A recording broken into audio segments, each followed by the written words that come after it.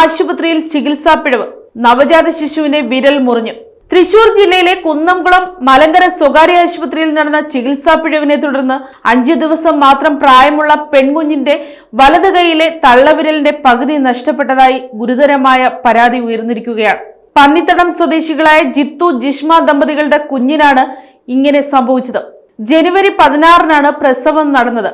20-ാം തീയതി കുഞ്ഞിനെ റൂമിലേക്ക് വിട്ടതിനു ശേഷം 21-ാം തീയതി പുലർച്ചെ 5 മണിയോടെ ആന്റിബയോട്ടിക് ഇഞ്ചക്ഷൻ നൽകേണ്ടതുണ്ടെന്ന് പറഞ്ഞ് NICU-വിലേക്ക് തിരിച്ചു കൊണ്ടുപോയി.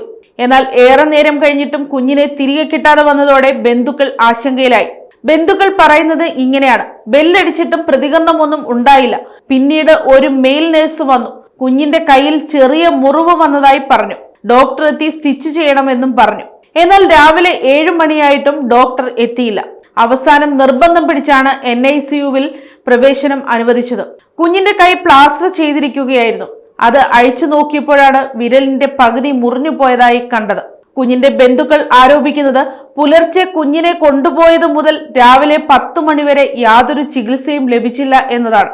ആശുപത്രി അധികൃതർ വിരലിന് പ്ലാസ്റ്റിക് സർജറി വേണമെന്ന് പറഞ്ഞെങ്കിലും ജീവനക്കാരുടെ വീഴ്ച മൂലമാണ് സംഭവം നടന്നതെന്ന് സമ്മതിച്ചുകൊണ്ടുള്ള രേഖ നൽകാൻ അവർ തയ്യാറായില്ലെന്നും മാതാപിതാക്കൾ പറയുന്നു.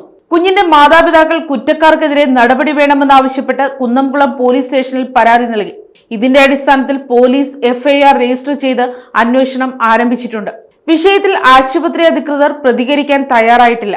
ചികിത്സയുടെ പേരിൽ ജീവൻ രക്ഷിക്കേണ്ട ആശുപത്രിയിൽ തന്നെ ഇത്തരമൊരു വീഴ്ച സംഭവിച്ചതിൽ ജനങ്ങൾ അതീവ ആശങ്ക പ്രകടിപ്പിക്കുന്നു. News desk, Kottarakkara media.